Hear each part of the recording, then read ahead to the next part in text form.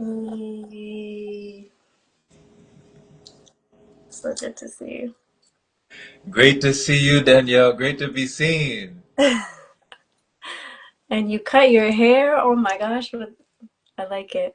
New chapter. Just Yeah. fresh. We're Mm-hmm. we're starting all over. Yep. Had to make room for new energy. New energy, new wisdom. That's one of my friends told me that years ago when we were so like taken aback from him cutting because he used to have a huge fro. Like his afro was like all the way out here. And we seen him the next day he had cut his hair. We were like, what happened? And he said, I had to make room for new wisdom. That's what he said.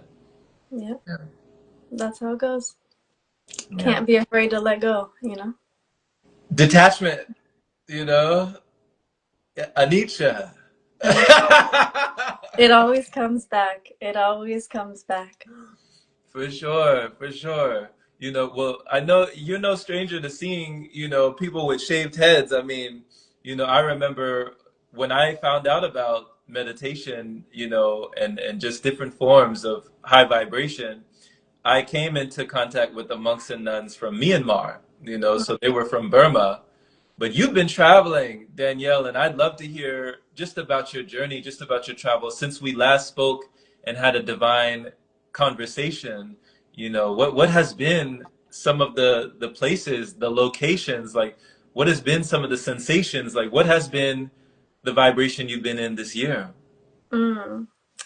I would say definitely it's been a moment of like really distilling down what's important, and getting strong in my core is like the theme, the element of the winds of the world are going to blow. They're going to blow hard in many directions.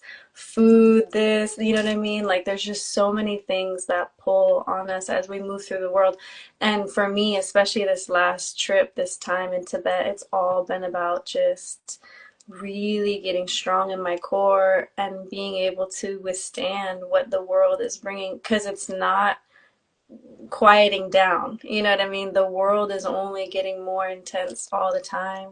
Right. And so, yeah, that for me is like if there's one theme of what I've been working on and what this trip really anchored in for me, it's that, the importance of that. And for me, but also for all of us, that feels like it's for the collective.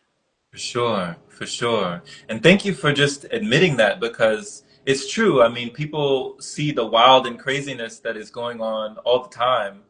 And I mean, with all the wind blowing, like how do you keep your inner peace growing with the way things are going? Yes, like and for me, like it's meditation. Like if I didn't sit 2 hours a day, like I would be wavering, at many turns of the road. And that's to me what it seems like. It's like discipline is the cornerstone of that. Like if you want to have any chance of maintaining your own frequency in this wild world, then it's really important that we're like grounded in our practices, whatever those practices are, but that we're grounded in our practices, that we're using them daily, morning, evening, that we're coming back to that because so many things happen throughout the course of the day. I mean, just astrologically for a moment, like we're in the most intense time of 2025 for sure. June, July. Right now. Right now, June, July are like the strongest time. I don't know if you're seeing it or feeling it, but for sure, a lot of moving things, like people, a lot of people passing, a lot of people, weird, random things happening, beautiful things happening. Like it's all kind of here on the surface. Hmm. And so for me, for sure, right now, it's that we have to be strong in what's in our capacity to hear internally, to feel internally, to hear our own intuition as it's coming up. This thing's right for me, it's not right for me, or the moment is saying wait, like it's those real subtleties that are guiding me in my path right now, Right. and those that skill set of being able to sense internally and Hmm. have enough of a strength to pause when things are happening. Like, Yeah. okay, there's a lot of chaos happening, and then being able to take that pause before responding is saving me in many moments right now, you know? I'm sure What's you do. what's one of those moments that you feel recently that, I mean, it saved you, you know? Like there was a moment that you can talk about that you almost came into, maybe an unwanted encounter or something, but you listened to that intuition and changed directions. It feel like through, okay, I'll just use this last trip because there was so many good moments, so many things that happened. But like for example, starting the trip, like the day of the trip, just so much anxiety was like rising to the surface, you know? And I just had this split second of a thought, like, okay, interesting. Like a lot of anxiety is present, is on the surface. Like it always helps me to like repeat what's happening. Okay, I'm nervous, or okay, fear is present, or whatever. Like just I always verbalize that internally, and it cuts some of the grip that that has on me. And then it was like, okay, let's see how I could potentially flow with this day instead of letting the anxiety, you know, or the uncertainty. I'm flying to all these destinations and then, you know, whatever, maybe I'll miss my flight. Like a lot of different things could happen. And in that moment of just curiosity and then rerouting the question, then it was like the whole thing shifted. The whole day flowed very seamlessly. And there was a couple moments during this trip, like a moment when we were leaving, going from Tibet to Nepal, and the border got washed out the morning that we were going. Like Washed huge out? torrential rains, flash flood, 20 people missing. Like we're 5 hours away. So we're driving to the border. We're like 5 hours in that direction. Then all of a sudden we get the call like, nope, can't go that way. You have Mm, to use another border to leave the country. mm. And so then we, all these, you know, emergency trip plans happened so that we could exit the country in another way. And we had to move by Jeep through the mountains. Like we crossed the border by foot, all that worked out okay. But then we had to move by Jeep through the mountains up and down. It's very intense for like 5, 6 hours. And then at nighttime and then fog, whatever. It just got, you know, crazier and crazier. But it was this moment of realizing like, okay, this is just, it's happening. Like here we are on these tiny dirt roads in the middle of the mountains in Nepal. The edge is right there. I'm looking down, you know, you can see the drop off. It's like we're on the edge. And but it just is, you know what I mean? It's like there's less drama. Like I don't know how to explain this. There's less drama happening for me all the time. Like things might seem dramatic on the external plane, but everything has become much softer. Like it's anticlimactic almost. It's like, okay, oh yeah, like this happened and then that happened, and it's just moment to moment, it's just flowing. It's just like that saying, you know, wherever you go, there you are. It's Mm. like the more present that we are, the more that that's happening. So that was happening for me, like moments when it's like, okay, yeah, like potentially we could just go right off this cliff. Like it's there's not anything holding us here. Oh my And God. you know, drivers that are like 16 years old and just and we're thinking, okay, let's see how this goes. You But just, I mean, you're just putting your trust, just like all of the trust in the, I mean, is that trust or is that knowing? Like, what is that? I think that's conscious surrender, you know, because Surrender. Surrender. because the thing is, okay, I could either spin my wheels and be, you know, in anxiety the whole time. That's option one.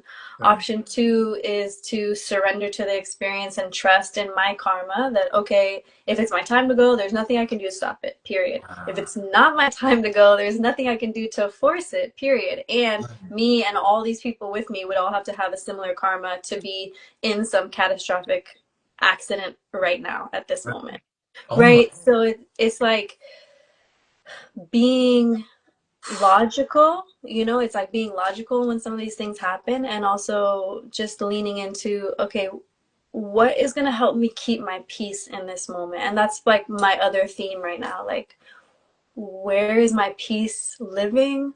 And peace is my only metric. Like, how much of my peace can I retain in this moment?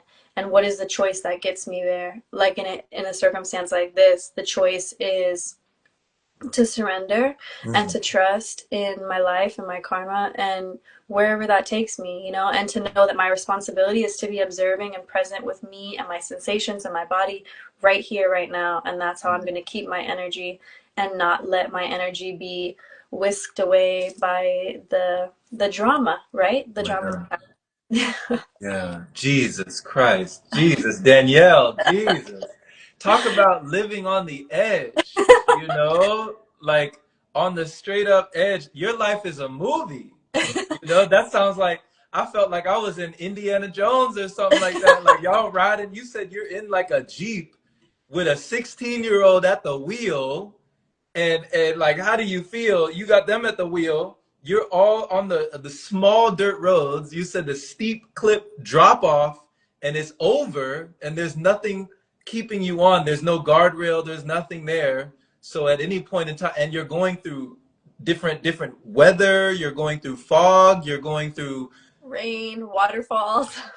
Nighttime. We were and driving and then it turned into night and our driver stopped all of a sudden. We were like driving and he just stops on the side of the road and then gets out.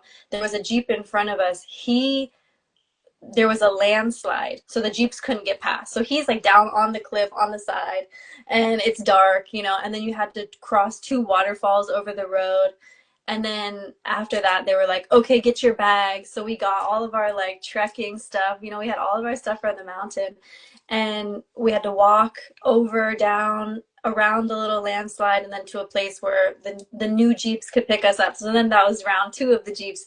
And then we drive like an hour with those guys, and then it's, you know, it's dark still. Okay, stop. And then we get out, we get our bags, and then we cross this tiny wire bridge that's like swaying back and forth with like all of our bags, and we're just like, okay, here we go. And then we get into the third Jeep convoy, and we went from four Jeeps to two, and then all the men in our group were like in the back, like standing up in the Jeep, and we had all the bags and the ladies in our thing, and we're just like, okay, we're just flowing. And then our Sherpas were like running. It was a movie. Even just saying it now, I'm like, yeah, it was definitely a movie. But that's the thing, is like just living life. And I think when you're present, like there were some people in the group that were like having anxiety, and like not many, but just like a few things that were coming up. I mean, it's kind of stressful situation and new, and like nerves can be high, you know. Most everyone did super great and they were just chill, like, okay, we got to just get through this and get on to our flight, really, is what we were all trying to do, because we all had to fly home in like 2 days. But just presence. When you're present, it's like really strong circumstances can be happening, but that's the protection. Like if you're present and you're aware and you're not in your mind way off in the future around the potential horrific circumstances of this, then you're retaining your energy. Then you're in a sustainable pattern with your mood and with your thoughts, where you can just actually enjoy it, like actually experience, like, okay, like you said, like, wow, this is a moment of life where we're really on the edge over here. And the wholeness that it feels to be able to be on the edge, to also be like at the mountain. We were like at Kailash, which is like one of the most sacred mountains like in the whole world. This is like amazing, you know. And between those two like diametrically opposed, you know, craziness, and also like, wow, this just absolute peace, but in a way they're the same, you know what I mean? The circumstance is the same, because if you're present, then the experience is just all right here, right now, where you are. And yeah, there's so much less reflection on it, you know, okay. which is the peace for me now. I love that you say this, you know, and thank you for just illustrating this and just bringing us on your journey, like bringing us on this wild ride, this adventure with you just during that time. Because I love that you talk about, Danielle, that peace is your only metric. You know, peace is the metric that you live by, that you stand by, and you have those, you know, those principles that you abide by there. And that it was meditation. Would you say that, you know, what about your practice? Can you have gratitude and be thankful for giving you that attitude in moments like that? Because my question would be, for one, when you talked about karma and you talked about how, you know, hey, whatever will be, que sera, sera. Like it is what it is. what gives you that? And then also, the next question would be, when you talked about the combined karma of the crew, like the passengers with you, that it would have to be something for everyone together to have a cataclysmic, for whatever to happen, like it would have to be the combined karma of everyone for there to be something bad occurring. Like, I just would love to hear the rationale behind that. Well, I mean, I use that a lot. I don't know if it's what it is, but it's just natural. That's just naturally the way that I think. And for me, it's the way that I put my conscious, my cognitive mind at rest. Like, okay, let me think about this logically. Logically, this would have to be my karma for me to meet this, some really strong event, some injury or some death of this lifetime. That would have to be my karma in that day. So it's like, how could I fight that? Like that's the way that I see everything in life. The way that I see everything is that it's all happening based off of, some karmas of the past. Like I'm living on the fruits of that, and I'm also living on the debts of that. Like at every moment, it's like, okay, there's a really strong thing coming. Let me pay my debt, my karmic debt. Because if not now, when? Right? Mm, So for me, that's what helps like liberate my mind in the moment when I'm starting to feel maybe a little twinges of fear or uncertainty. It's like, okay, well then for me it's a surrender to something much larger than myself, which mm, is lifetimes and also the cosmic order, the natural order, which is what I adhere to, natural law. mhm. So, and for me, that just adds an extra element of if there's many people with me, we would all have to have somehow that shared karmic debt or whatever to be in the same circumstance or situation at the exact same time. Wow. And that is at certain times, but it also it's not. And that's kind of, it's a very unique thing. Like also I use that a lot too when people are like, oh, aren't you afraid of natural disaster or this or that? Well, we almost just were involved in a natural disaster, but it's like that would have to be my karma for me Mhm. to meet that. And that's a very unique and special karma. You think about billions of people on the planet, and only, a really strong event happens and it impacts a couple 100,000, a million, maybe a couple million if it hits a really large city or something like that, maybe up to 20 million, 30 million. But that's so rare that all those people would be impacted. You know what I mean? And then if you think about the fractions of numbers of that, even 30 million is compared to the total population of people on the planet, like you, I start thinking of things like I would almost have to be like, I don't know, it would have to be a really strong event for me and my karma to align to that. And I think But that's less likely than okay. things going smoothly in most all circumstances. Do you know what I mean? So you're saying the chances are almost like, when you think about it that way, the chances are almost like astronomical. Well, like, what do you mean? No, like in the sense that it's like it's less it's less likely. Like in many Yeah, like times, less likely. yeah, Yeah, less likely, exactly. yeah. Like because so often the mind takes a little bit of fear and then it blows it up. Hmm. This potential could happen. That potential that you're talking about, so a shark comes and bites your foot off the coast of Australia, that potential is like 2% possible, And then you add your karma on top of that, it's even less possible.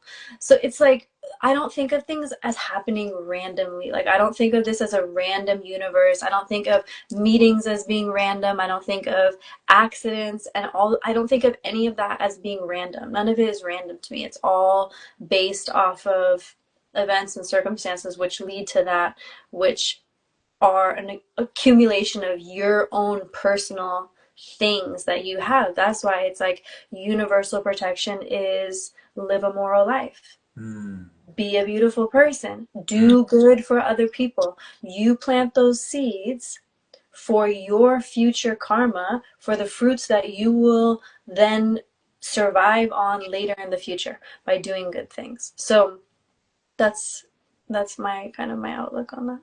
Wow, I love this. I love your perspective, you know? I love this because it's like, your peace is not only your practice not only gives you that peace, but it also gives you protection, Mm. you know? it's like you have that.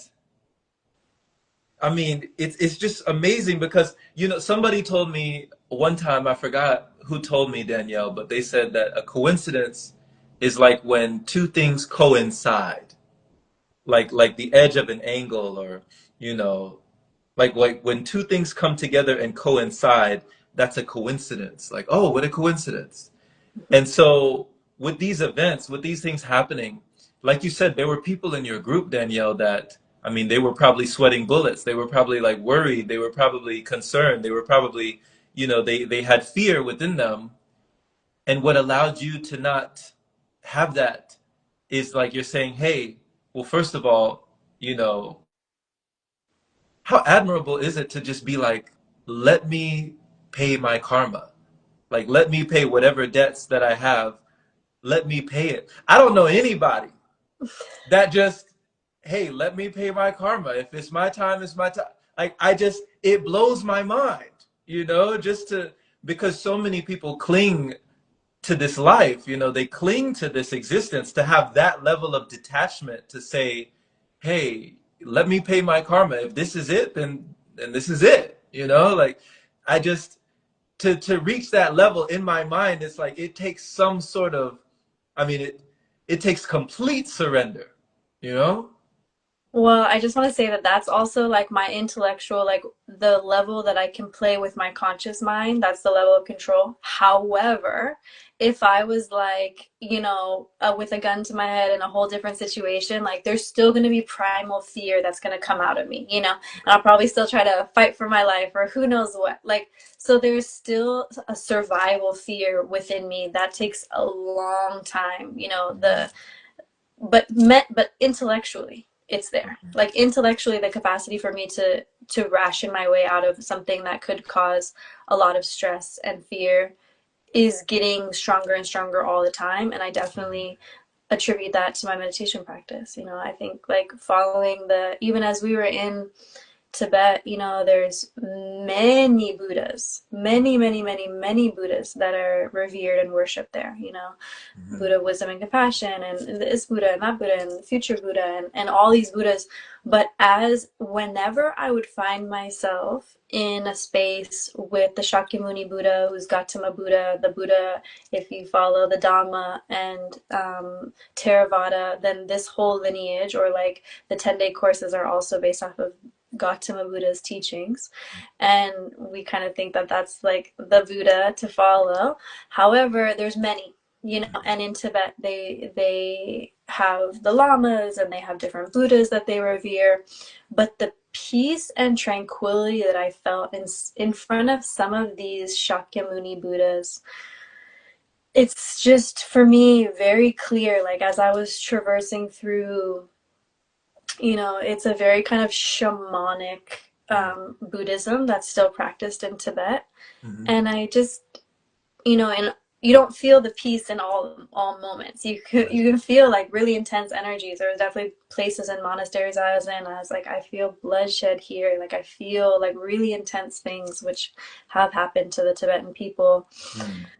And the Shakyamuni Buddha, every time I'm with him in that presence, in that energy, it just figures or anything, it's just there's a sense of serenity, there's a sense of peace, there's a sense of calm. Mm-hmm. And to me, that's it. Like I'm not looking for any more like crazy powers. Like I'm not looking for to be the highest high or to fly or to anything like that. Like you asked me what I wanted, like, whatever, 5, 10 years ago, like I was definitely trying to levitate and go for moving objects with my mind. And now, like, I don't know, there's just a big shift that's come that's like peace is it, because without that you could be doing all those things, you could be levitating, you could be moving things with your mind, but if you don't have peace and if you don't have mastery over your mind, like you can move the elements, you can move the clouds, you can do all that, and you're going to be seeking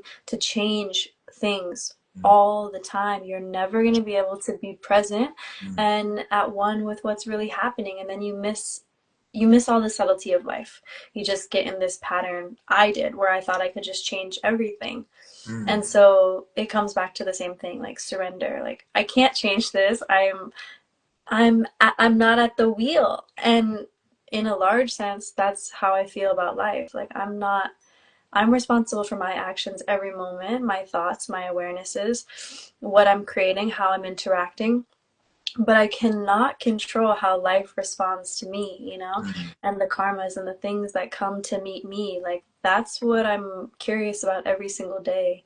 Mm-hmm. And yeah, so there's a lot of peace that's come for me in that too, like in letting go of seeking extraordinary or perfect or amazing circumstances or places or people or powers or whatever, and coming into like the reality as it is, you know? Mm-hmm.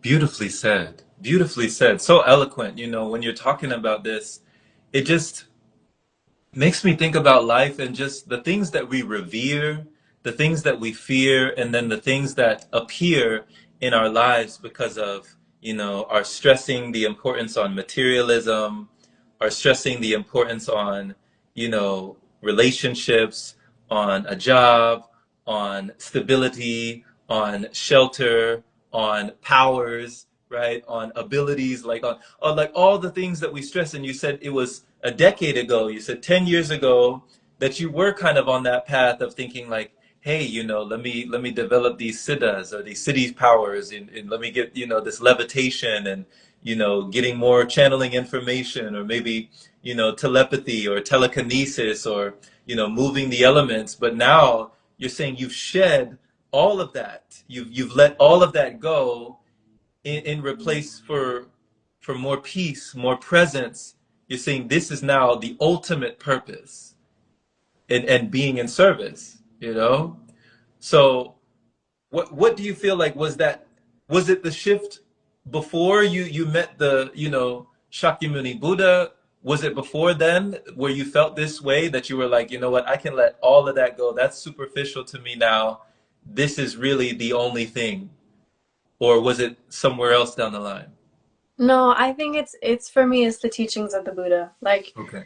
the teachings of the Buddha have matured me, they continue to mature me. Between fasting and meditation and the teachings of the Buddha, I'm on a different wave than I ever was before, and it's a way of thinking that I didn't understand before, but the more that I sink into it and the more that I practice it and the more that I follow it, the more peace that I have, the more liberation that I have at every step. Like I tell people, it's like, yes, I'm following a path of liberation. There's many paths in this reality, and the path that I'm following is one of liberation. And I believe that, we free ourselves from this wheel of life, that binds us and wants to possess us in many ways. When you start unplugging from things the societal norm way, like eating or living or working or when you start unplugging those things, you can feel the pull of the world trying to possess you, like Mhm. trying to keep you in its game. Okay. And it's just natural, that just happens. Even family members and everyone's just doing it they're feeling impulses. No, like, we want you to be eating with us, we want you to be watching this movie with us, we want you to be at the club with us. Hmm. And that's how the whole thing goes. Like, it just tries to pull you in. It's Hmm. happening. That's just the matrix of it. It just does that. For sure. And the teachings of the Buddha are like taking the red pill for me. For me, it's like, whoa, yeah, I see what's happening here. Hmm. And then to get out of it is daily practice every single day, Yeah. and vigilance, and the world blows and things come up and like the energies pull, and it's just about, okay, I was talking to my teacher this morning about just, okay, I got things coming, and this trip is like all this really strong energy, and and just about staying on guard, staying vigilant. It's you open yourself a, a little hair, and then the world just pours in, and it's like, somebody that's got sober and then they're, oh, well, maybe I'll just have a drink. And then, oh, that turned into once a week, Hmm. every day, once, it just, that's how it goes. Like, there's no neutrality here, really. It's either you're moving in a positive direction or you're moving in a negative direction. And both ways have their own momentum to them, Hmm. entropy or syntropy. Like, you're not just stagnant, you're moving in a direction. And that's why we have to be conscious every single day with our choices, every single day with what we're consuming, mentally, emotionally, physically. Hmm. It's a I don't want to say it's a battle, because you don't want to put your mind in that polarity, but it is every single day. We have to be hyper aware of what we're feeding. For sure. It's what you feed. They talk about the wolf that you feed, which wolf is the one that wins in the end is the one that you feed, you Yeah, know? That's the one that you feed. That's the one that succeeds is the one that you feed. That's the one that proceeds, you know? yeah, So, oh my goodness, it definitely felt like a red pill as well. I relate to you in so many ways, Danielle. There's so many ways that you're just talking that I just feel myself going down memory lane because it was certainly a red pill for me as well. When I met the monks and nuns from Myanmar, when they taught me about, detachment and mindfulness and detachment center, that's what it was called, the Barwa Mindfulness and Detachment Center. And just they taught me about the reasons why we suffer and just, these precepts and all of these teachings that I had never, this was not the knowledge that they taught us in college. I did not know any of this stuff. So it was really just expanding myself in such a huge way. And I mean, English was not even their first language. There was a whole room next to us. They were all speaking Burmese. That room was full. And I was probably one of the three English speakers there, just there to learn. And I had my notebook out. I was like, okay, I'm taking notes. And they had these simple stories that had just such profound wisdom, and these little stories that just made things that I was doing by day to day seem so nonsensical. Like, what are you doing, Jerome? What are you doing with your life? This is not it. This is not the purpose. And I know that just seeing them being in service, just seeing them as an embodiment of peace, an embodiment of love, an embodiment of being free from desire, and just how they rewired even some of them, some of the women, they had whole families. They might have had children. They might have had husbands in the past, and they had just shed all of that and just let all of that go to be on this path. And I was like, oh my gosh. And, talking with people like Sayerle Damatengi and Sayerle Kiki, and then just all these different Sayerles and the monks, like, I'd never seen people that strong.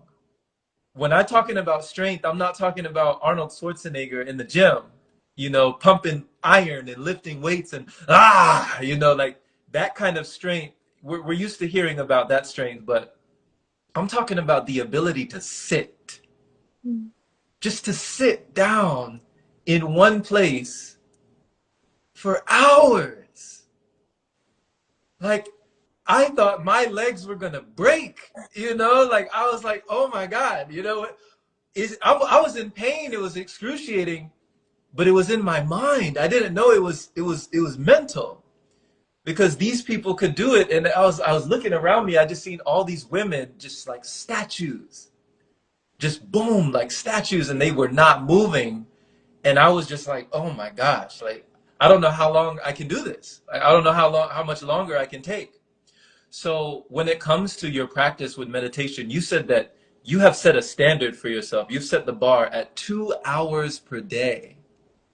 Like, is this the Goenka method of the Vipassana, like 1 hour in the morning, 1 hour in the evening? yep.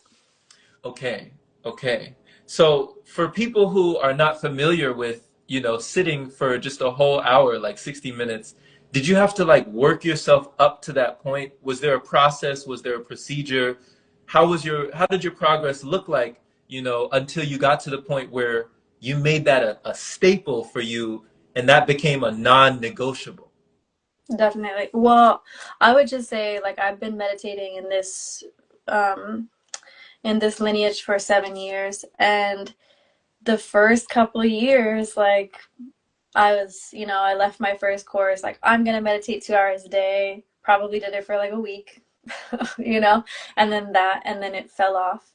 And then I've always kind of had a practice in one way or another, like morning or evening, or sometimes both. Like I've held shamanic practices before, I've held this practice, chanting, like whatever. So I kind of was getting familiar over the years to holding some sort of practice for myself at least daily, you know, as an anchor point, and feeling when I don't have my practice versus when I have my practice. But I really started meditating every day, 2 hours a day, 2 years ago. Like Okay. 2 years ago was like I had a specific meditation and saw some things I needed to see, and for everybody it's going to be different, and that for me clicked like what I'm doing and why I'm on the path. And that was so essential because, as you know, if you sit 10 days in the Gwenkaji lineage, then you have to sit 2 hours a day every day in order to progress and sit a 20-day course, a 30-day, a 40, and whatever. And but what I found is that has sitting 2 hours a day, you couldn't like get me to stop that now, because I see like it's not for me a burden. That is what gives me life. That is what gives me peace. That is what centers me every single day. And it's not that my meditations are perfect. Like, it's not that I'm sitting aditan and not moving the entire time. Like, that's not what's happening. Like, some days, like, I'm really here, like, fighting my sleep and really slogging it out. Like, it's not about having a perfect practice. It's about showing up every single day for yourself. That's it. It's not, there's nothing about it being perfect or anything. And I go through months sometimes where I'm just like, every day is just like, I'm really up against something hard inside. And that's how you know, like, the ego will try to shut. If you're doing a practice that's really making space in your being, it's taking away life from your ego, the ego is going to try to shut it down. So, like, you might go through phases. I can imagine people that have been meditating for 20, 30 years, that they go through year long, 2 year, 3 year, 10 year, where it's just hard. You know, Mhm. it's not easy. Yeah. And then you go through other moments where it's really beautiful and you could sit for an hour and it feels like 5 minutes and you just come out refreshed, and that's there too. You know, it's like everything on the spectrum is there, but the consistency and the dedication is, for me, for sure, where so much of the benefit in my life has been coming from. It was Mhm. just from committing to that practice. And also, like, somebody told me this in a reading like many years ago. She said she was doing some she was doing some kind of reading for me and tapping into my field at the time, whatever. This was like years and years and years ago. And she said that she was like, you should just focus on one spiritual path and really go deep with that. And at the time, I was practicing like 5 different lineages of things. You know, I've always been that way. Like, I have my hands in many things. Mhm. And the biggest transformation in my mind and in my life has come when I've committed to one spiritual path. Like, let me just plumb the depths of this. And the teachings of the Buddha are not shallow. You can go here and go deeper and deeper and deeper and deeper. And it just, there's no end. So for me, I'm like, finally, I feel like I found myself in my home where I'm going to be I'm going to be here. I'm going to be, you know, just working, just sitting, just plugging away, just reading the teachings of the Buddha, because it seems like I used to get to that place, and maybe you can resonate. Like, I used to get to that place where it's like, somehow the truth has run out in this space, or I'm seeing incongruencies between teachers and practices and things. And in this space, you know, I just feel like, of course, there's always going to be incongruencies when you're dealing with humans. But the teachings of the Buddha are so solid, thousands of years later, that for me, it's like, you Mhm. know, quite enough proof that I'm moving in the path that I want to keep going.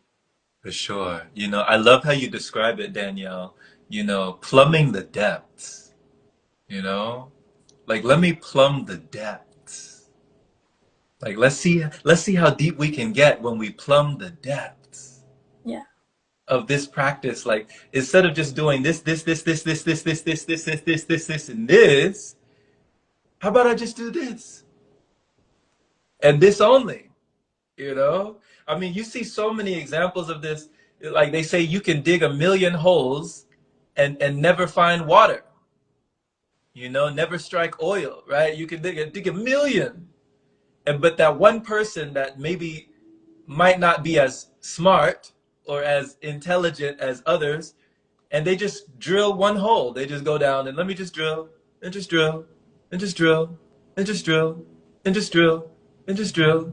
And then boom, whoa, like all of this, you know, they struck and then it erupts, right? And it's just like, oh my gosh, just my luck. But was it? You know, was it, did you get lucky or were you committed? Were you dedicated? Were you disciplined in that one area until it panned out? You know? So I really love this message on just focus and concentration. We see it in all examples, even the magnifying glass. You know, you can move the same magnifying glass over a paper, the same sun, the same sunbeam, the same light, photonic light going through, and nothing happens. You know, you move it everywhere, nothing happens. But if you keep it in that one spot, something's gonna happen. You gonna get fired. Yeah. You know what I'm saying? This girl is on fire, right? Yeah. We on fire. So, my goodness, you know, I remember, and before I ask this, actually, we actually had a question for you, Danielle.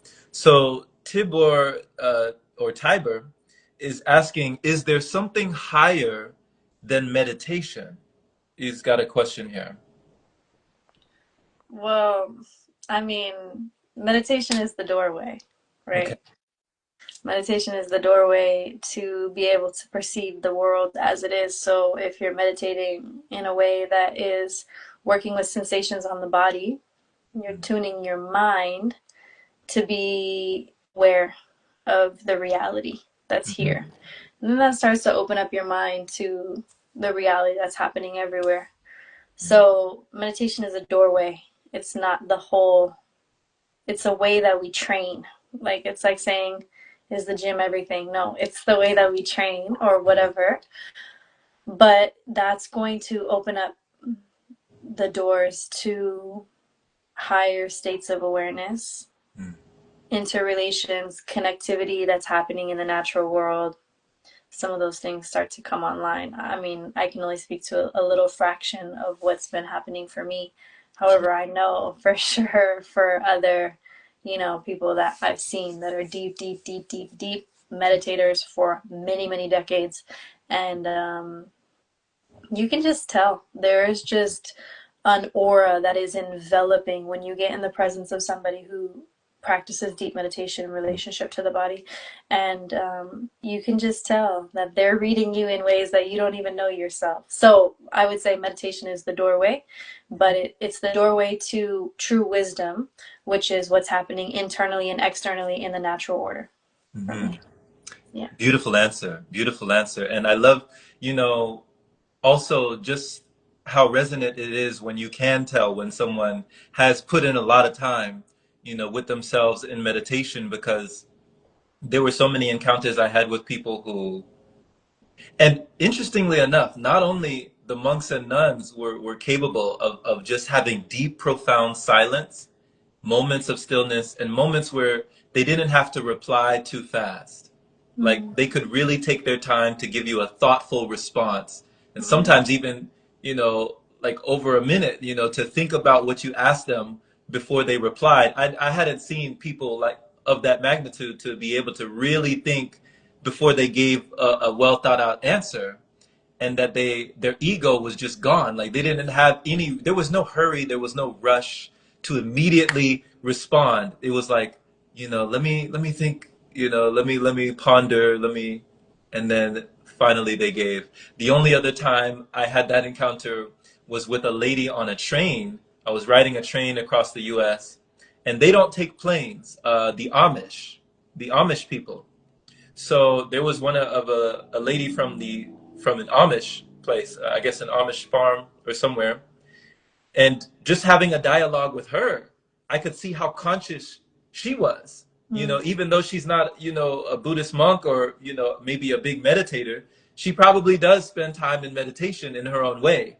You know, being on the farm, being living in that life where there's no technology, there's no TVs, there's no like all these devices, they don't have all of that stuff. So I could just tell just by her presence, like it was so interesting to talk to somebody and have them just, you know, their response was so well thought out and not rushed at all, you know? It was Mm-hmm. just very, very refreshing to be around that presence. Yeah. For sure. I think anybody who spends a lot of time in the natural world Mhm. has just a grounded awareness. And to me, what you're saying too is like indication of like people that have really dissolved a lot of ego, you know, because they're just their heart is right there and their humility to like really answer in a way that is thoughtful and meaningful, like that actually contributes something and is, you know, genuine and real. We went to go meditate in Nepal at my dear sister, her like teacher and grandfather, and we went to go meditate at his house, and he was like that. He was like, you'd ask him a question, and then a minute he'd just, and then a minute later he would come with a response that was so thoughtful, you know, even though it was so short and it was so brief, it was so thoughtful. It's like, okay, and how are your meditations going? And you can really tell he's really computing, you know, he's Mhm. really, yeah, that's what's happening. It's really The beautiful. computations, yeah, the Yeah. computing. I like that. That's a great way to put it. You know, just like, oh man, the mentations and the computations that somebody would go through when they're not in frustration. You know, they don't have confrontation with their own mind, and you can get an answer that is so divine. You know, Mm-hmm. and they really take time. Yes.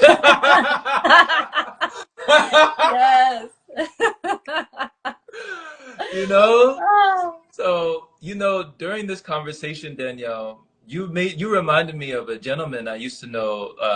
His name is Samuel Jones, and he's a big meditator as well. He works with, you know, he talks about like ascended masters like Saint Germain and these different saints and ascended masters and these sages throughout the ages. And he told me that, you know, there was one time where he was strapped for cash. He was strapped for money. And he used to work like backbreaking work, like in construction. But at the moment, he couldn't do construction. Like, I guess maybe he had a physical handicap or a problem at the moment. He couldn't do his construction work. But he needed to make something. And so he was out of a job. And so he was looking around, couldn't find any work, couldn't find anything, and was just getting frustrated. And finally, he just decided, you know what? Let me just sit down and just meditate. And like, you know, I've been doing these practices, they can't be for nothing. Let me just sit down. And he meditated.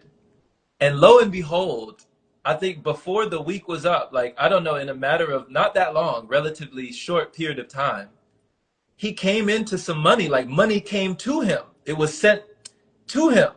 You know, like what they talk about the law of attraction, like I don't know, his magnetic, you know, his magnetism or his gravitational pull, or maybe just that surrender of letting go allowed that flow to come his way. And it kind of made the question of like, why are we working so hard? Like when it could be so simple, it could be so easy. And just being around the monks and nuns myself, when I saw them with the alms round, you know, they would collect alms round in their alms bowls, and they only had a few robes and they only had a few articles, and they would walk up bare feet and just whatever they get is whatever they eat, you know? And I was thinking to myself, well, why am I working so hard? What am I working for? You know? So what's been your dynamic with having a job, with being in society in that way of working for money?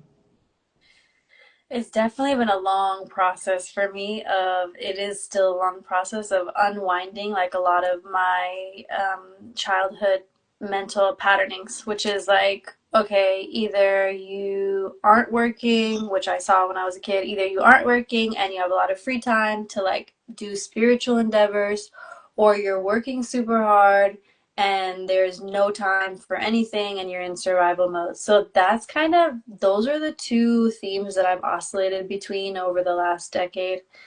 myself, which has been like taking time off from work, working, and then stopping to work to like just be and observe and think and do things. And that's kind of a pattern. And then I'll go and I'll work like a bunch, like for a year or two or half a year, whatever, and make a bunch of money and then stop working.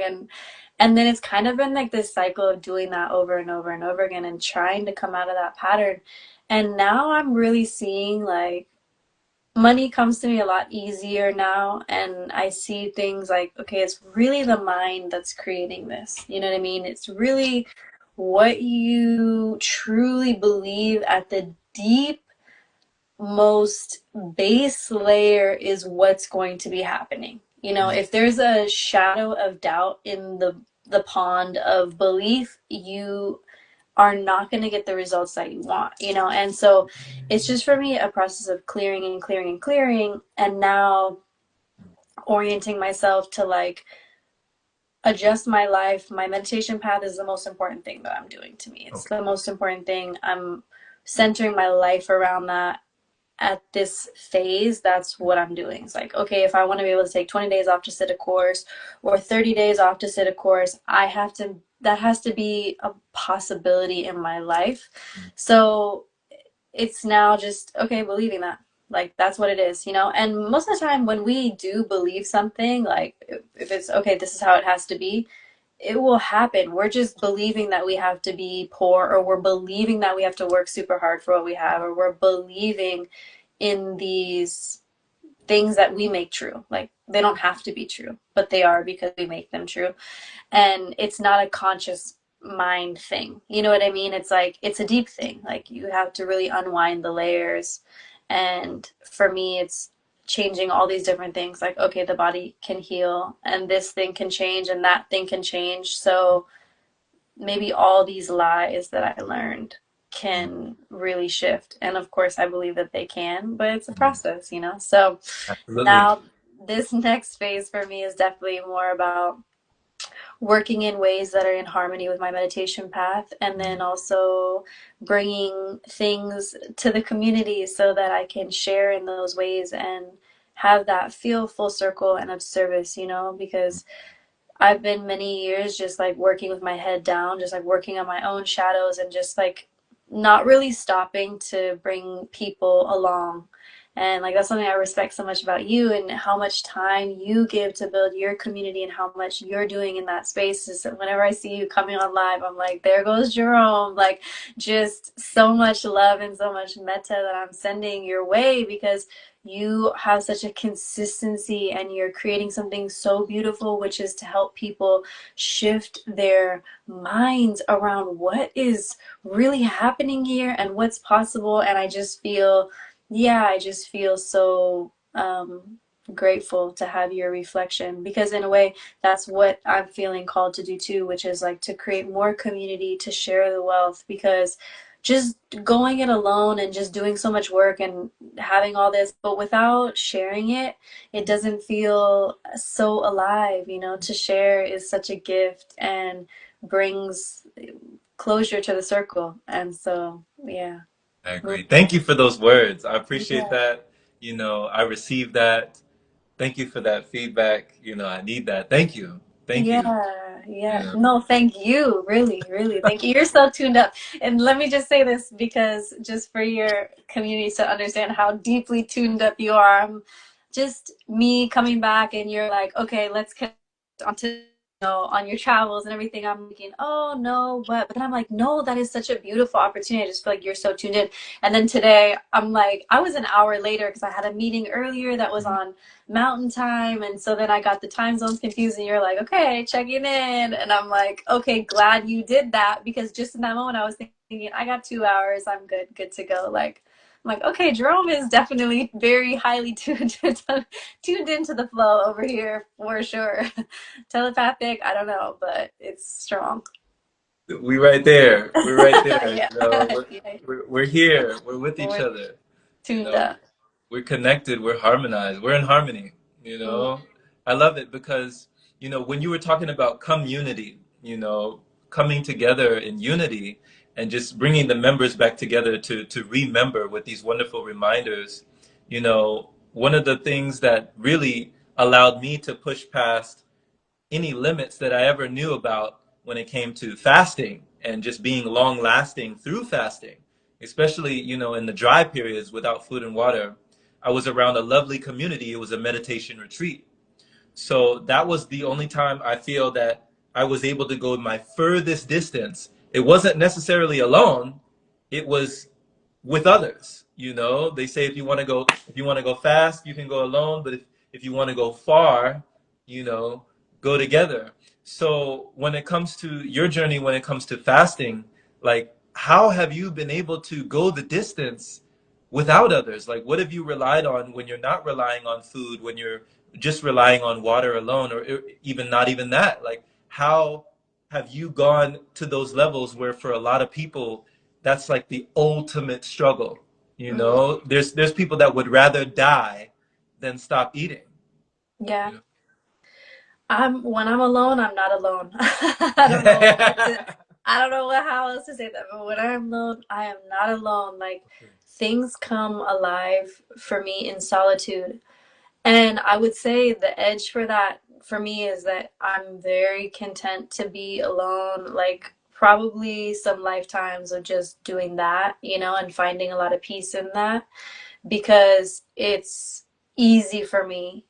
But where I'm finding the joy and where I want to be is moving into community where maybe that's not even as easy for me because so much of my inner world can really, I can just be there in my inner world. Like it's very alive for me. And in my fasts too, like I'm going through the process. Like I'm very much curious when I'm moving through those fasts. I'm curious what's happening internally. I'm curious to be in communication with my intuition on to enter, to exit the fast, like where are we at? How chaotic is it internally? Like I'm listening to all those cues and honestly, when I'm with other people, I'm highly influenced by other people and energies and things that are going on. And so when I'm in my own process, my intuition's very loud and I can really follow that and it always serves me in a really beautiful way. So that for me is like, I think more vital than the community support when it comes to my own fast or my own things is like what I'm hearing internally because that's really how I know if I'm on in key with myself or not. Okay. Okay. And for those who don't know, who have never heard your story or just your journey when it comes to fasting, what did you say was the longest period of time that you went without solid food? 30 days. So 30 days, and that was on water? Yeah, 30 days on water. 30 days on water. So not even juice, not even smoothies, no liquids like that. Just straight up water, 30 days. Now, like when you went that stretch, week after week after week on water, was this existence or this reality, like, did it change in any way? Like did certain things, your perception, how did it open up? Like you said, meditation is a doorway. How was that kind of a doorway for you to a point where, I mean, your consciousness was forever changed, you could never go back? Yeah, definitely some of the only text when I did my 30-day fast, my 30-day water fast, the first week I did in complete solitude in a tent. Like I was outside and in complete solitude and I only took like text to things from the Pali Canon from the teachings of the Buddha. And that, like being so hyper clear and then reading just a few words of the Buddha was like, boom, shook my whole life. And there are things that I dropped into, like awarenesses around the world that I cannot go back from. There some of those things which are strong, which probably won't share too many, but for me, it's like water fasting matures parts of you. It brings things, and when I say mature, I literally mean it brings energies that were stuck in the past into the present moment. It brings old ways of being that are stuck in childhood or wherever they're stuck into the present moment, and then things start to fall away. Like so many of my desires that I had before, like romantic, not like romantic partnership, but like just romantic desires about life, like Mm. about thinking things like how things were going to change at this point or that point or something. It's like all of that like died with me with that 30-day water fast. Like, Wow. and that's why I say That. like all healing is maturing to me. Like I don't see anything that's not. I just see if things are not working properly in the mind and the body, whatever, that's stuck energy somewhere, it's been stuck, it's to get unstuck, but you're not allowing it, you know? And like you said before, just, yeah, like you want to see the body heal, just stop doing everything. Just stop eating, just stop drinking. If you can do that, then you'll really be on the fast track, you know? But yeah, for me, it matures parts of you. So for me, meditation and fasting together Mm. is this ultimate combination of like you're just maturing from every angle and you're able to observe yourself. And when you can observe yourself, then the storms of fasting become more manageable because you know this storm is impermanent. I'm feeling so much discomfort. I'm feeling nausea. I'm feeling this. I'm feeling that. When I used to fast, I used to get this right under my subclavian where the lymph enters the bloodstream again. I used to get like even when I was like grape fast or like watermelon fast, right? It wasn't even crazy, but I had so much toxicity that like I would be doubled over for like 30 minutes because there was just all that lymph was getting dumped back into my bloodstream and it was so painful. Like it would take me to the ground, and years of fasting and having like feeling like I was going to die or doing who knows what. Just, you know, some of those fruit fasts can be really strong, like very powerful, but nothing is as powerful as dry fasting, and Mm. then next to that water fasting, you know. But yeah, like if you have a mind that can handle, okay, I'm gonna start fasting and there's gonna be discomfort, and what? I'm gonna meet the discomfort. Let's get curious about it, see what it's about, Mm. see how long it lasts, let it do its thing, and then it's gonna pass.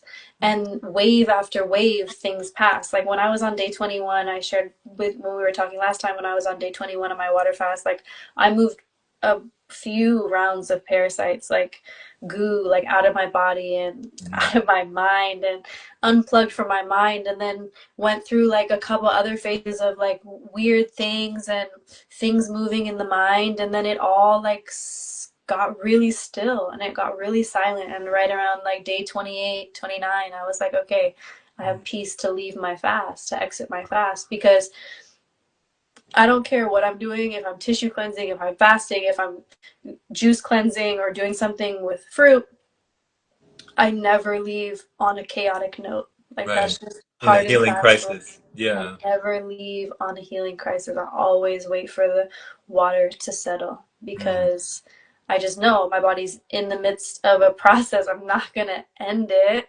Like Mm. I want it to. The body is wisdom. The body has ultimate wisdom on what it's doing. Like I don't know what the heck the body does when it fasts, right? The body's so intelligent. I don't know how it's healing itself. I don't know how it's repairing all my liver cells. I don't know how it's dumping growth hormone and stem cells into my body. Like I don't know how it's doing that, but it's doing that. And I know my only job is just to sit back and be with the discomfort of all the toxicity that I've been, you know, inundated with consciously and unconsciously that I've been putting in my body and Mm. consuming mentally and all those things. Like Yeah. that's my only role, is to be able to sit with the discomfort. But it's like if you can sit with discomfort, there's nothing you can't meet in life. If you can sit with discomfort, then the pain that comes, it comes, and it's going to be less because you make the discomfort a million times worse in your mind. Like the Mm. same broken leg on two people, one person feeds into it and the other person doesn't feed it at all. Like one, the person who didn't feed it at all, it's going to heal faster because they're not adding stress to the Mhm. body, right? We know that's the number one killer. But two, it's going to feel less because you're not making a mountain out of something that could just be temporary. Exactly. Yeah. Exactly. Yes. I mean, it's just so much profound wisdom in what you're saying because, you know, when you're talking about releasing those parasites and those organisms on day 21, and that lets you know, okay, I got to keep going. You know, that gave you that extra oomph, it gave you that extra push. You know, we live with these things all the time. And when you say, you know, all I have to do is just sit back and allow this intelligent, divine, orchestrated, this divinely designed body to do its thing, which I don't even know what it's doing. I can't even fathom all the things that are going on, like the white blood cells, and there's just everything, the stem cells, like everything happening in my body. But it's happening. You're like, it's happening, Like I'm doing nothing, but it's doing everything, you Mm-hmm. know? Mm-hmm. So that's one of the bravest things that we can do. Paradoxically, one of the bravest things we can do is nothing at all. Just do nothing. We think we know more than the body itself. Like we think, oh, I know what I need. I know what it needs. I know what it is. All we have to do is just be still and know that I am, be still and know. So when you're talking about these parasitical organisms being released, and these things that we perpetuate the parasites, or we even give them a even more comfortable environment, more breeding grounds, due to the fear of doing just that, due to the fear of just doing nothing, just letting them pass like a cloud in the sky, or Mm-hmm. like a bird that flies overhead. You don't have to let it make a nest on your head. You can let it, you can let it fly, you can let it pass, So to just let these things purge and pass and be purified in that way, I think that's brave. That's courage. That's courage. It's freedom, really, Yeah. is what it is. What it, and I think that's, I've always been motivated by being able to be free. That's Mhm. been a strong motivator for me in everything that I do, is wanting to have freedom and wanting to touch, like, what is the truth that's happening here. And when we are like, so many people, like, I'm a sugar person, I'm a bread person, I'm a this person. You don't know who and what you are. You know what the organisms want. They're very loud and they're very tenacious about what kind of food sources they like. But you really, if you do a parasite cleanse for 40 days and then come back and see your hunger has reduced by 50% and you actually only want fresh fruits and vegetables, oh, interesting. That's really bizarre. So that's really what the body wants, is hydration, deep hydration, and some fiber, maybe, and some minerals, and the body is good to go on that. It's all these other organisms that people is like, oh, I can't go without meat. Like, I'm gonna start withering away without meat. Well, actually, you're not, because the parasites are eating most of the meat anyways. And I don't mean to freak people out on what's really going on, but that's kind of just the thing. You have to start cleansing these things to get a different perspective. Yeah. And like, I've been really grateful that the beginning of my spiritual journey happened with food. Like, I started watching all those documentaries about, farming and animals and this, and I was like, hold on, like, this all makes perfect sense to me. This was in my early 20s, and I stopped eating meat and just started eating, vegetarian, then vegan, then raw vegan, then fruitarian, pretty much. And then I was like, whoa, my mind was getting really clear, and I didn't even realize what was happening. It was just a progression of like cleansing and clearing, and not really even doing that super consciously, just naturally, just kind of gravitating towards certain things. And then I remember the first time I did 2 weeks on fruit only, like, I was having like visions and, insights, and the intuition was getting really strong and really tuned up, and it just happened naturally. And then I started, got into a relationship get later, and then like started eating different things with my partner and traveling around the world, and started to eat eggs again, being in Asia, and then milk in India, and like all these different things. And then I kind of could feel like my connection getting like a little bit fuzzy again. Like, it was just like getting fuzzy, and then and just all the progressions, and then going back to eating meat, and then like cleansing, and then not wanting to eat meat at all, and like just playing with it. Yeah. Like, that's the most important thing, I think, on the journey, is like to really experiment, like really be the scientist of what's happening, and really observe. Like, we all live in bodies, but we are not bodies. So like, humbly we should get to know the body, and humbly we should get to know how the body functions in its optimal state and form. And to me, for humans, that's on a plant-based kind of diet, like as wild as possible, and way less than we think we need. Like, one nourishment in 24 hours, like, plenty if you're just trying to be, normal. I mean, I do understand that like eating different things is going to bring your consciousness into different states. So if you're wanting to do deep, dense work, then eat some meat because it's going to like really ground you and you're going to be like very grounded in the ground, and that has its own purpose. But for me, for my spiritual life, for my karma, like eating meat and dense, heavy foods just is not where I'm at anymore. I I can't agree. imagine. Yeah. For myself as well, and just like you said, it used to be my identity, it used to be wrapped up in my persona, the mask that I wore of this is who I am. When I looked at myself in the mirror and, they used a Polaroid camera, they took my picture eating 25 of the spiciest, wings at this wing place, and then, put my picture on the wall of flame. And I was prideful, I had pride that I could eat these wings that, had jalapeno peppers and habanero flakes and ghost pepper base, and they made my friend cry, and he's shedding tears over taking a dab of these wings that I'm just, and my insides probably were just totally, I probably had stomach ulcers. I probably did not know how close I came to the hospital. I was probably just this close away from a visit because I was just consuming this stuff that was completely toxic.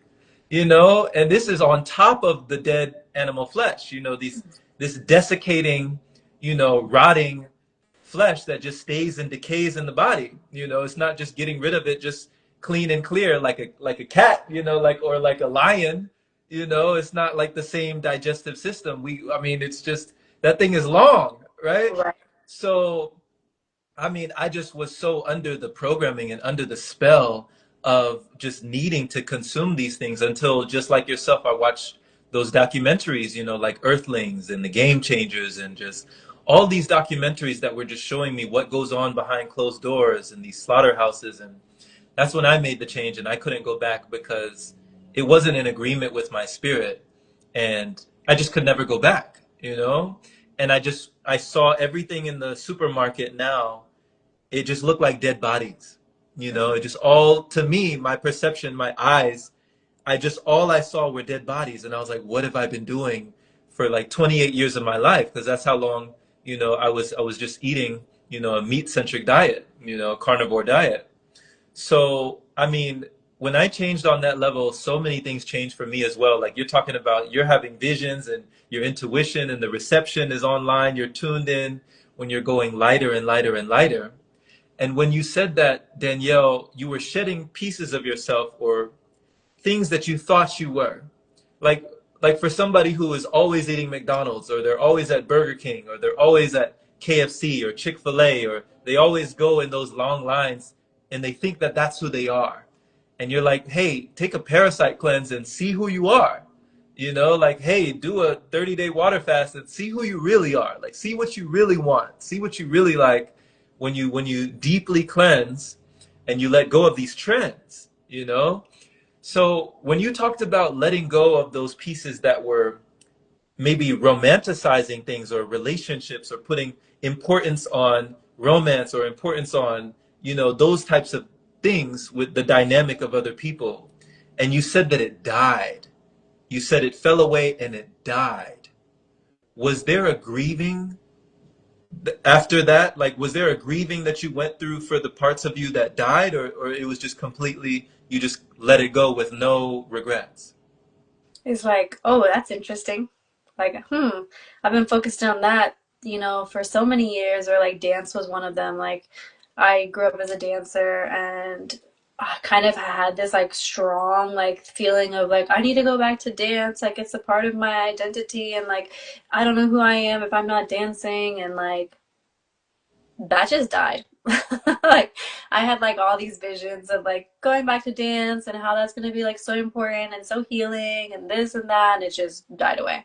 And it was just stuck energy. Like it was just stuck in like I had a strong desire to dance, but I stopped dancing to chase money to work at, when I got like later in life, and was like, oh, there's no money for dance and all this stuff. So it was all just like this romantic thing I had in my head. It was an identity.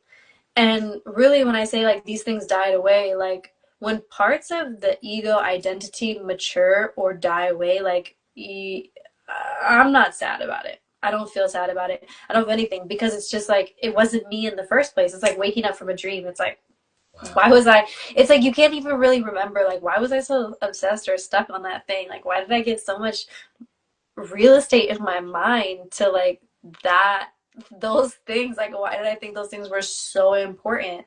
Mm. And that's how it has been for me, like with every kind of phase of like more and more things mature and more things die away. It's like, oh, those are actually just part of the ego identity that's just like self and separation and like this is me and that's the world out there and I need to do something because like I'm so self-important and like so much of that energy in me has just been shedding away, shedding away, shedding away, shedding away.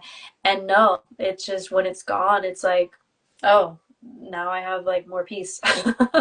Now I have more peace in my mind. And yeah, maybe I'm not going to do any of those things that I have been thinking about because maybe those were all just like stunted childhood desires, you know. And when people talk about like inner child work or this or that, like there's a way to work with those energies where you don't have to like go into the inner child work and like stir it all up and like bless it all and like hold on to it and like make it even deeper roots. Like you can actually just let it go.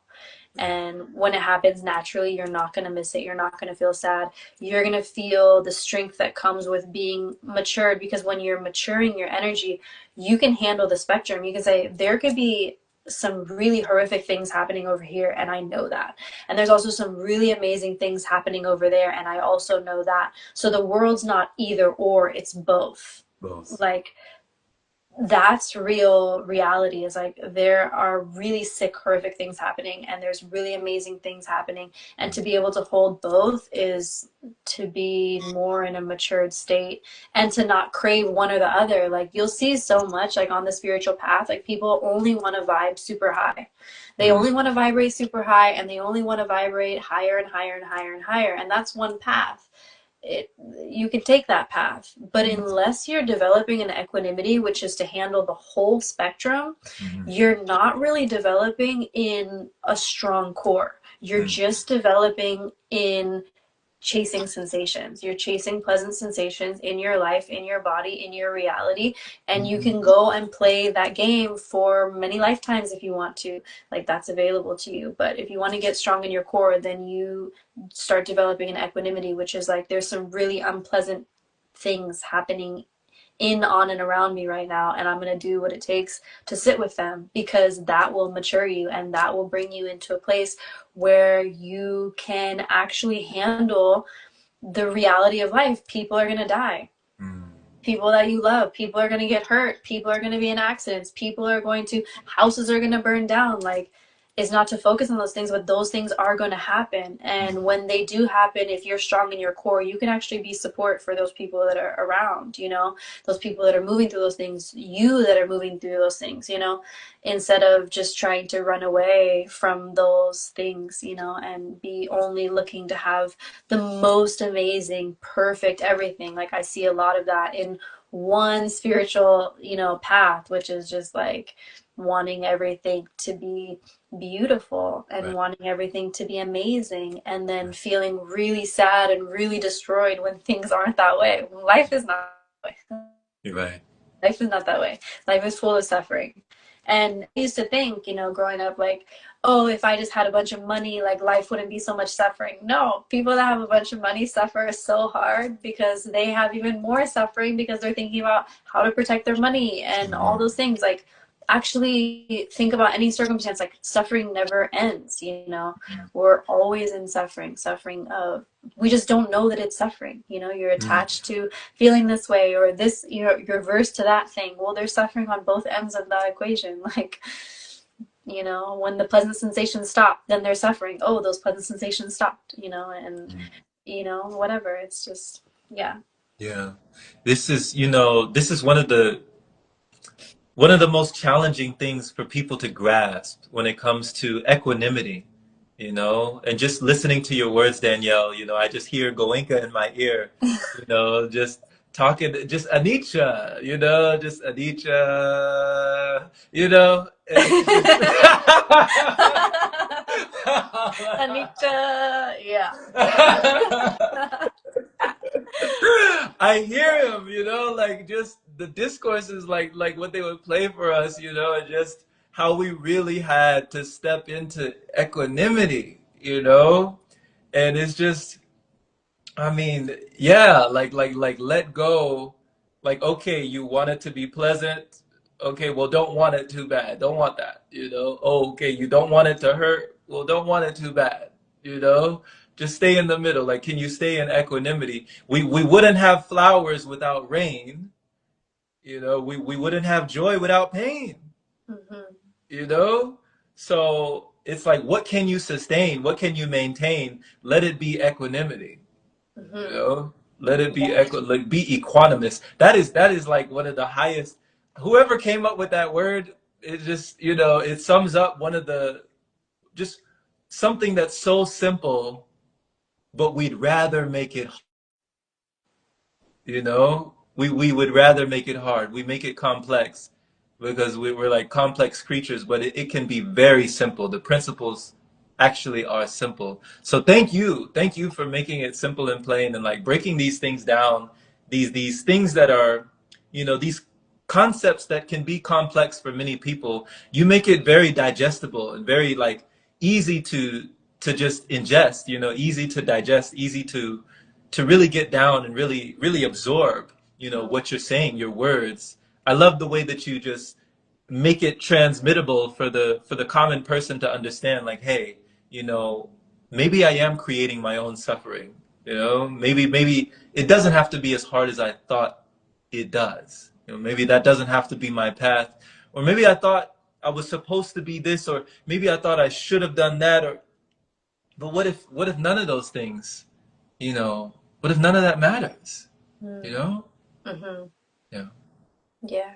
Yeah. I mean, I think the more that we clear, the more that we fast, the more that we tune into something that is different than what we thought, the more that I think the humility comes forth. Like, I don't know.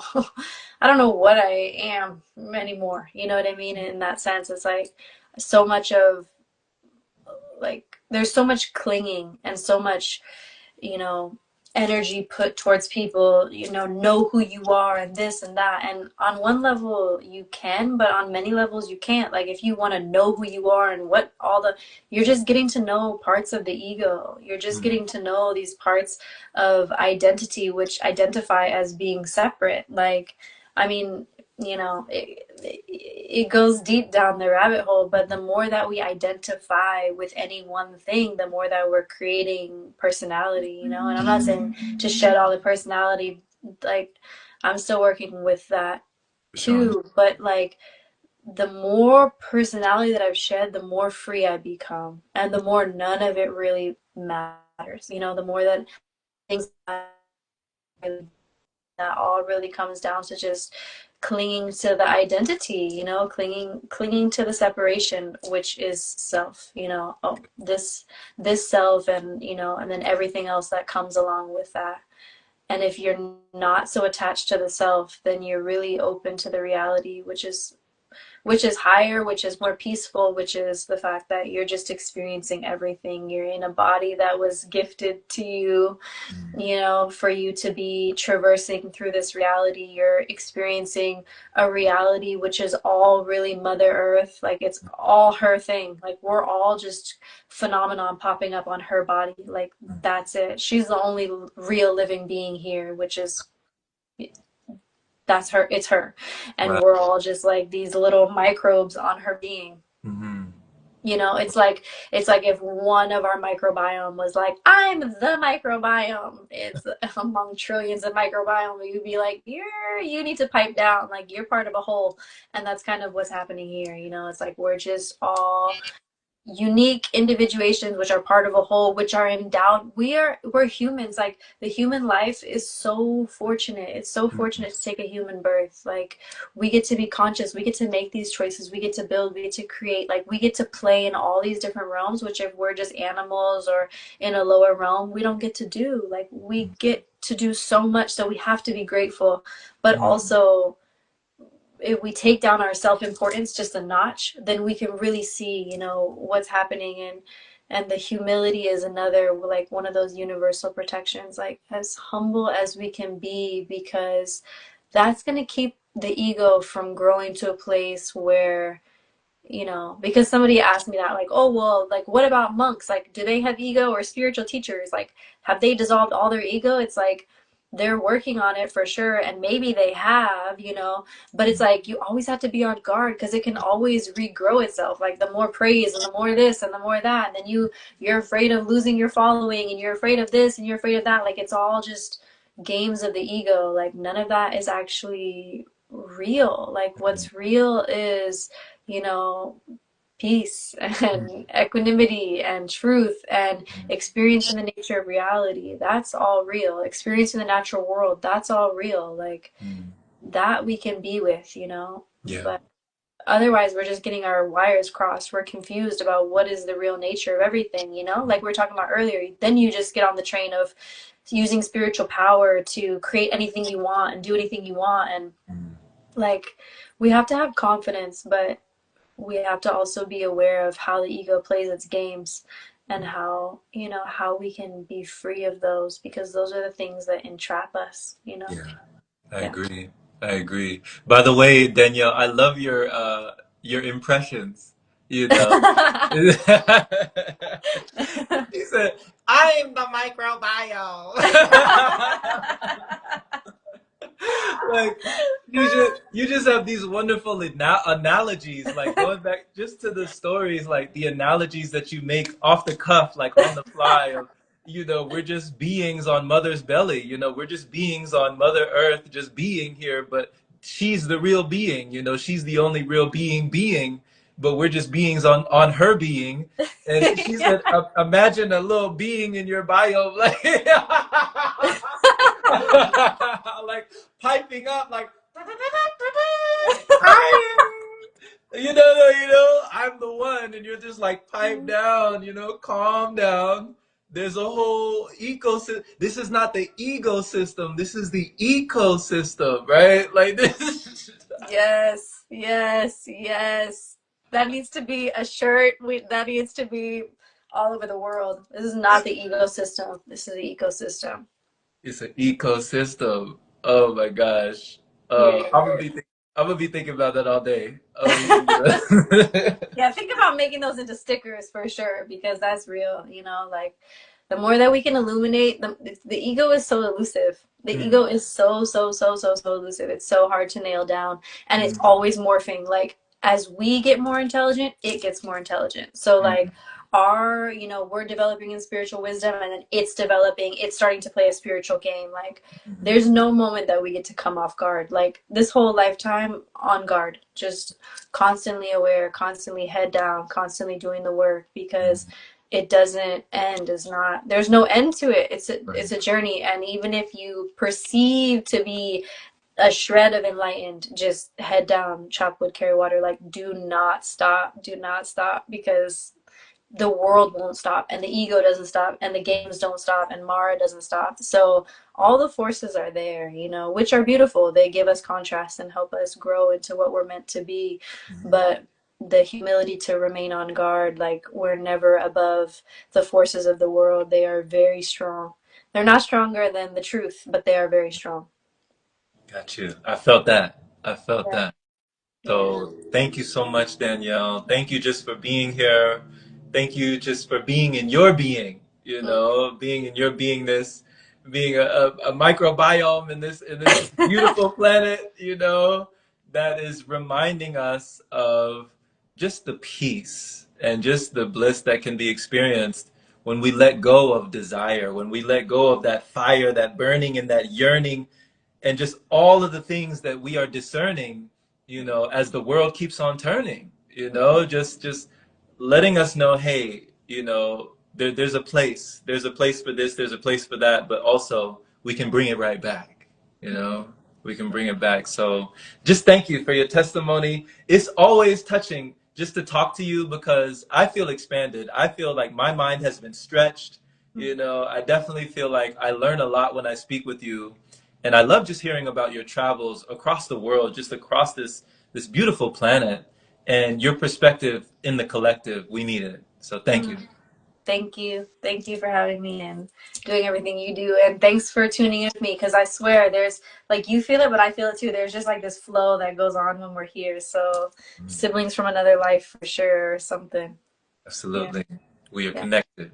We're connected. So take care. Enjoy the rest of your day, and we'll see you soon. Okay. Blessings. All right.